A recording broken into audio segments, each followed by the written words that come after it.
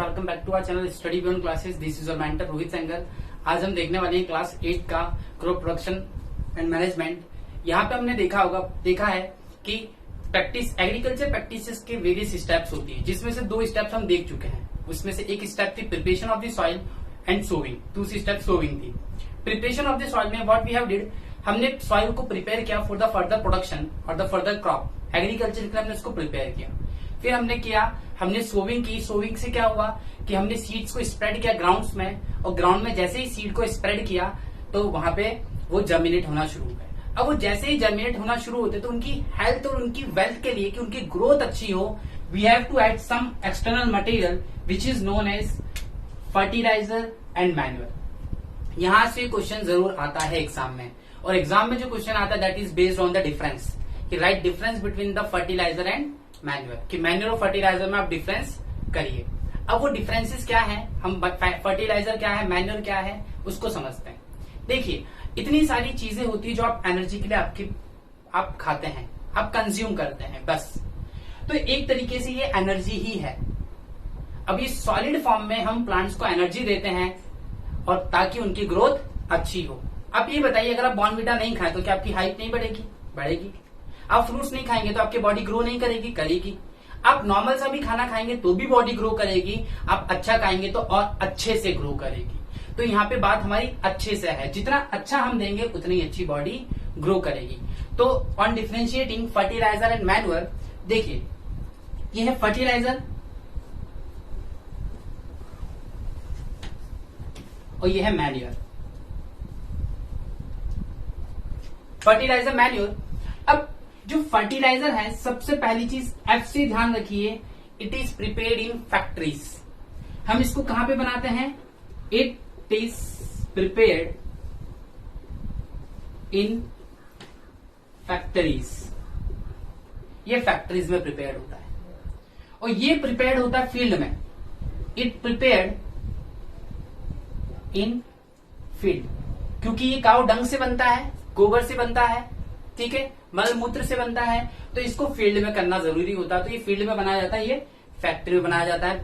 दूसरी इंपॉर्टेंट चीज, ये जो है ये ह्यूमस नहीं देता, ये ज्यादा ह्यूमस प्रोवाइड नहीं करता। इट डज नॉट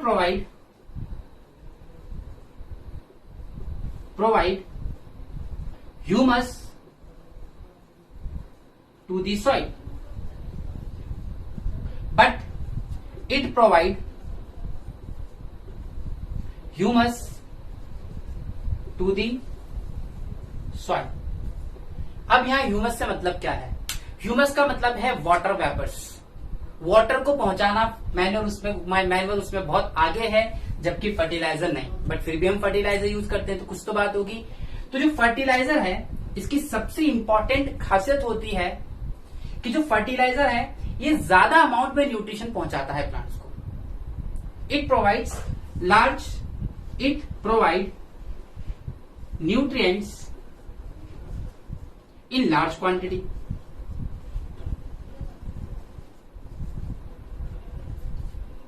और ये it provide nutrient in less quantity। ये लेस क्वांटिटी में पहुंचाता है, ये लार्ज क्वांटिटी में पहुंचाता है। सबसे इंपॉर्टेंट चीज जो एक और है फर्टिलाइजर की, कि जो फर्टिलाइजर ये रिच होता है इसके न्यूट्रिएंट्स को लेके, नाइट्रोजन, फास्फोरस, पोटेशियम। एक्चुअल में क्या होता है, ये सब न्यूट्रिएंट्स हैं जो प्लांट्स को चाहिए उनके ग्रोथ और डेवलपमेंट के लिए, जबकि मैन्युअल इतना ज्यादा रिच नहीं है एज कंपेयर देन फर्टिलाइजर। तो ये जो बात कह रहा हूं मैं कि it provide nutrients in large quantity, it provide nutrients in less quantity, क्योंकि ये जो है फास्फोरस, मैं यहां लिख देता हूं इसको, पॉइंट को, फास्फोरस, नाइट्रोजन, पोटेशियम,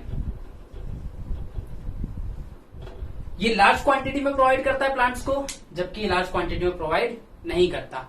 इसी वजह से मैन्युअल कहीं ना कहीं एक कदम पीछे रह जाता है और फर्टिलाइजर आगे रह जाता है। और एक चीज और सबसे इंपॉर्टेंट चीज, जो मैन्युअल होता है ये पॉल्यूशन कॉज नहीं करता।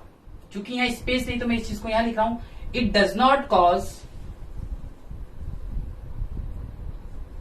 कॉजेज पॉल्यूशन और इट कॉजेज